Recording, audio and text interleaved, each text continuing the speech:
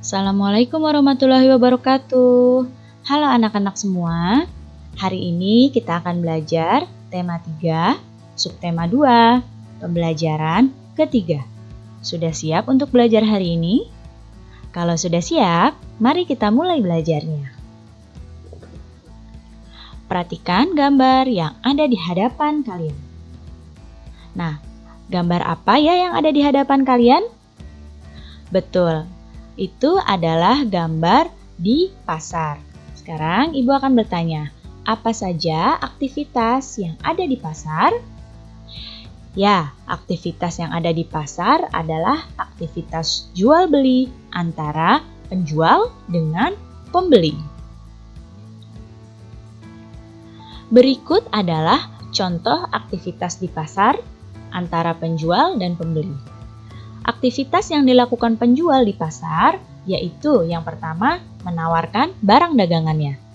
Kemudian yang dilakukan penjual aktivitasnya adalah tawar-menawar harga dengan pembeli.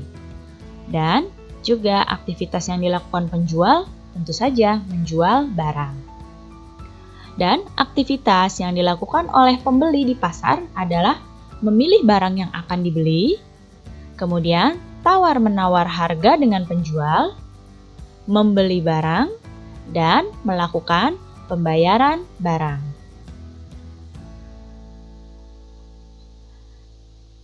Masyarakat melakukan aktivitas untuk memenuhi kebutuhan.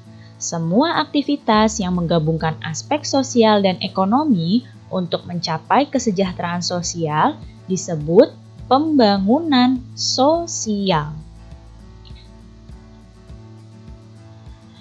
Pembangunan sosial itu dimaksudkan untuk meningkatkan kesejahteraan sosial, di mana kebutuhan masyarakat secara sosial, ekonomi, dan spiritual dapat terpenuhi. Berikut adalah bidang-bidang pada pembangunan sosial.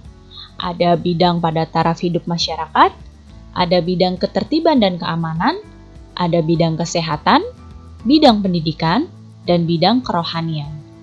Pada taraf hidup masyarakat, itu contohnya pembangunannya dengan pelatihan tenaga kerja, penyuluhan kewirausahaan, dan pembukaan lapangan pekerjaan.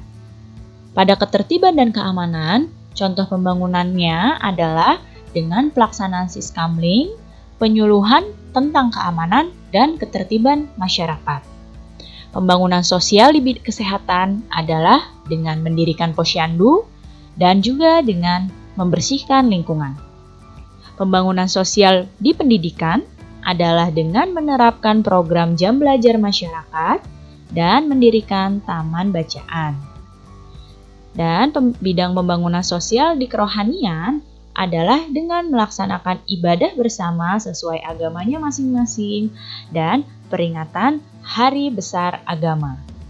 Jadi ini ya contoh-contoh bidang pembangunan sosial.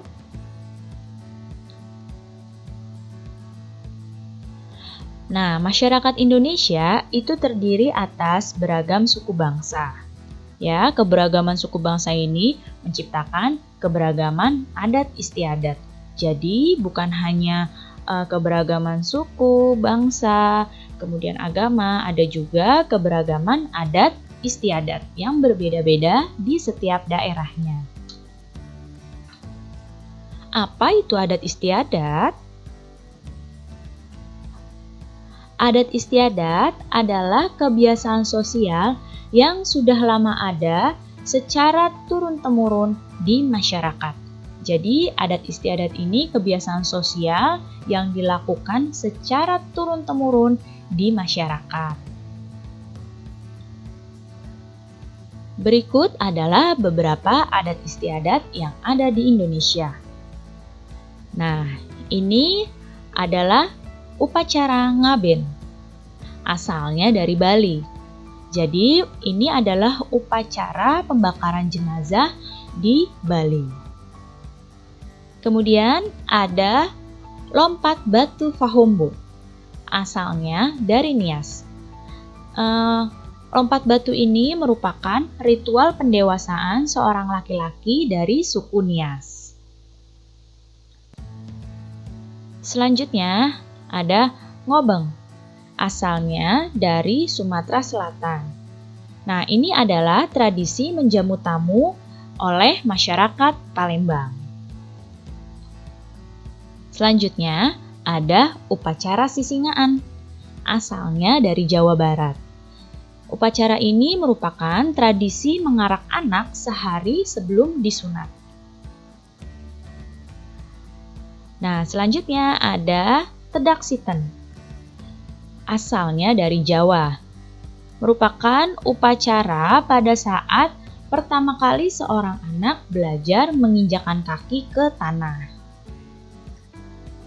Dan yang ini adalah kebo-keboan, asalnya dari Banyuwangi.